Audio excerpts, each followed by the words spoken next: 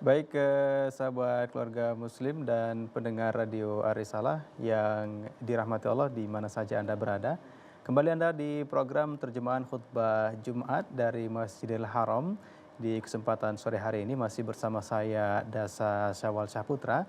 Dan seperti yang sudah saya sampaikan tadi bahwa di studio saat ini sudah hadir narasumber kita untuk kesempatan sore hari ini yang nantinya akan mencoba untuk mengulas isi dari khutbah yang sudah disampaikan oleh Fadilatul Syekh Dr. Shalih bin Abdullah bin Humaid di kesempatan kali ini.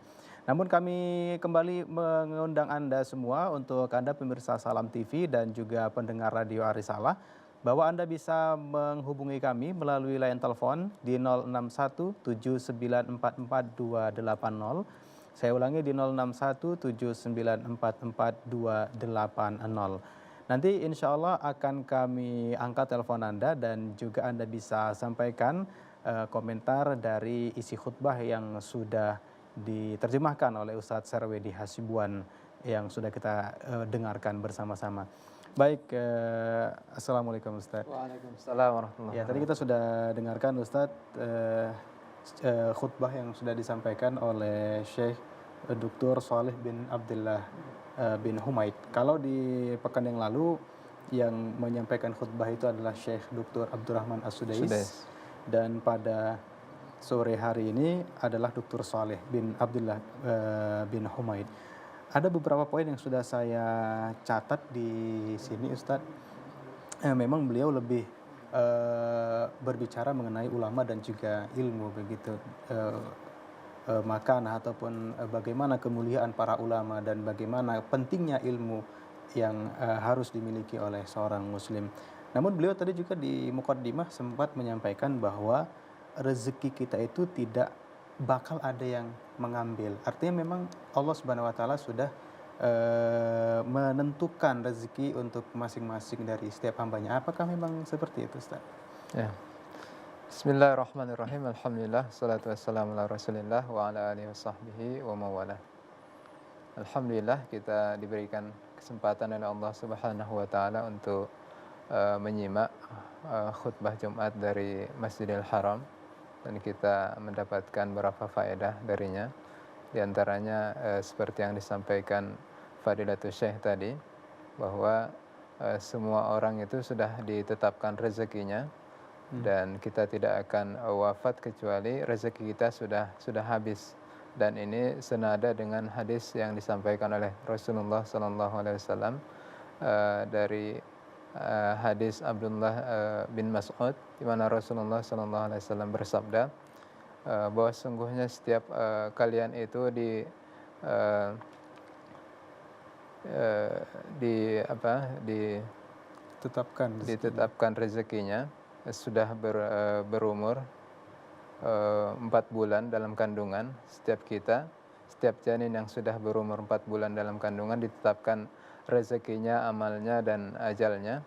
Dan dalam hadis yang lain Rasulullah juga mengatakan bahwa sesuatu yang sudah ditakdirkan kepada kita itu tidak ma'asobaka lam yakun liwakhtiyaka, sesuatu yang sudah ditetapkan kepadamu tidak akan bisa meleset.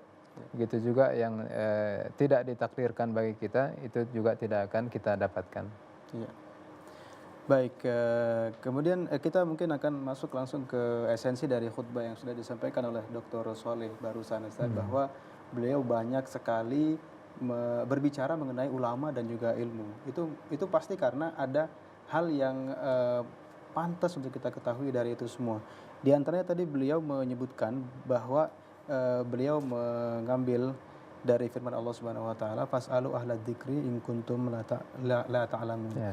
Bertanyalah kepada orang yang tahu apabila kamu tidak mengetahui. Ya. Ini prakteknya bagaimana dalam kehidupan kita sehari-hari, Ustaz? Ya. Jadi kita alhamdulillah dilahirkan sebagai seorang muslim, ada juga kita dilahirkan sebagai non muslim, tapi kita semua alhamdulillah sekarang menjadi seorang muslim dan kita diberikan oleh Allah Subhanahu wa taala Al-Qur'an sebagai pedoman hidup kita, sebagai petunjuk untuk menjalani kehidupan di dunia ini, dan juga diutus kepada kita nabi dan rasul dan orang yang ingin mendapatkan kebahagiaan dunia dan akhirat, hendaklah dia mengikuti apa yang disampaikan oleh Allah dan Rasul-Nya. Oleh karena itu, dalam mengarungi kehidupan di dunia ini tentu kita butuh yang namanya ilmu. Jangankan untuk masalah akhirat, masalah dunia saja kita butuh yang namanya ilmu. Dengan ilmu itulah kita bisa hidup dengan baik. Apalagi masalah agama, masalah akhirat yang kita butuh bimbingan dari para ulama.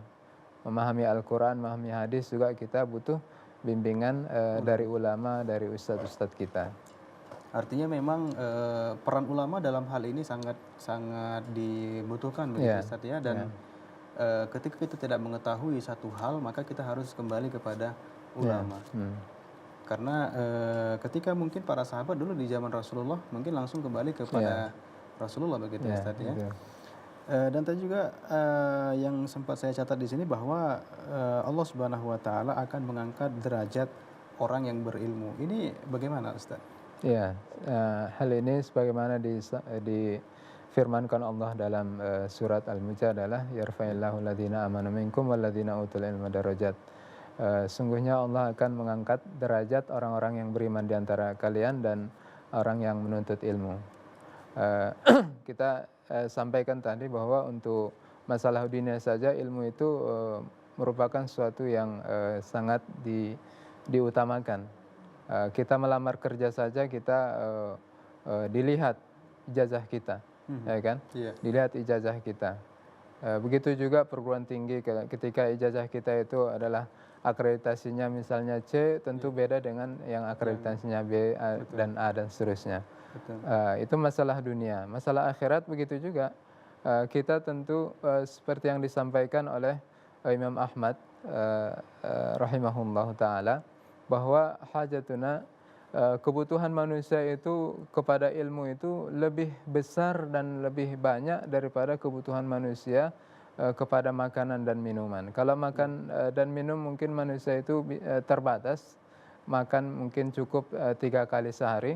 Tapi kalau kebutuhan kita kepada ilmu itu, setiap kita bernapas butuh dengan ilmu, karena ilmu itu sangat luas, ilmu agama, mulai dari ilmu akidah, ilmu fikih dan seterusnya, terutama masalah akidah yang sangat penting sekali. Jangan sampai kita itu tanpa sengaja, disadari atau tidak, kita terjerumus kepada perbuatan syirik, perbuatan menyekutukan Allah Subhanahu wa taala.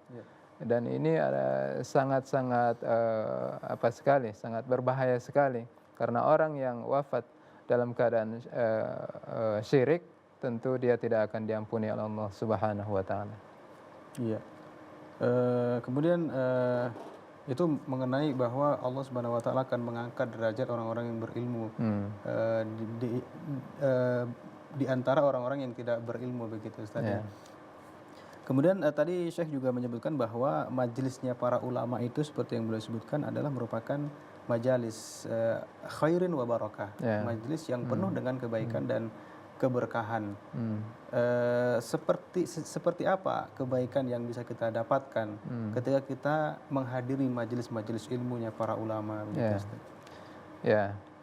Kalau kita lihat hadisnya, Rasulullah mengatakan, kalau kalian ketemu dengan riyadil jannah, taman-taman sorga, maka kalian bergabunglah ke situ.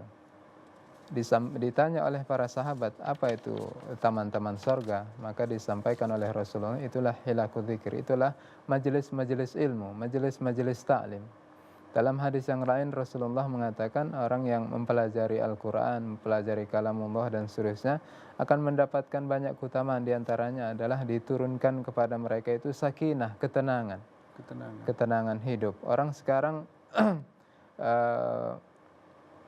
semuanya itu adalah menginginkan ketenangan. Kebahagiaan itu intinya adalah ketenangan hidup.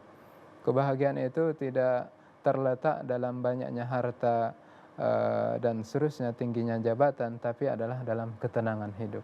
Itulah kebahagiaan yang hakiki. Dan ketenangan hidup itu kita rasakan ketika kita menghadiri majelis-majelis ilmu. Kita dengarkan bagaimana firman Allah, bagaimana hadis Rasulullah, kita dengarkan bagaimana kemuliaan agama ini, kita mengetahui ilmu ma'rifatullah, ma'rifatun nabi, ma'rifatul Islam. Dengan demikian kita mendapatkan ketenangan, kita senang dan tenang mendengarkannya.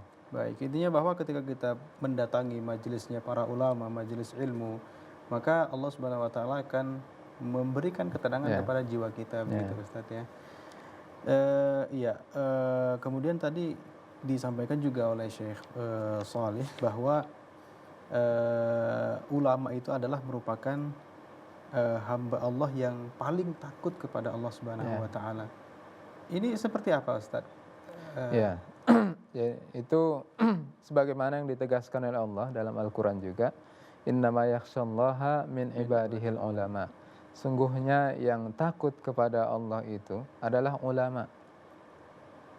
Kenapa ulama yang paling takut kepada Allah? Karena merekalah yang paling mengerti hukum-hukum Allah. Merekalah yang mengerti syariat Allah, apa isi kandungan Al-Quran. Mereka mengerti mana yang halal, mana yang haram. Yang halal mereka lakukan, yang haram mereka tinggalkan.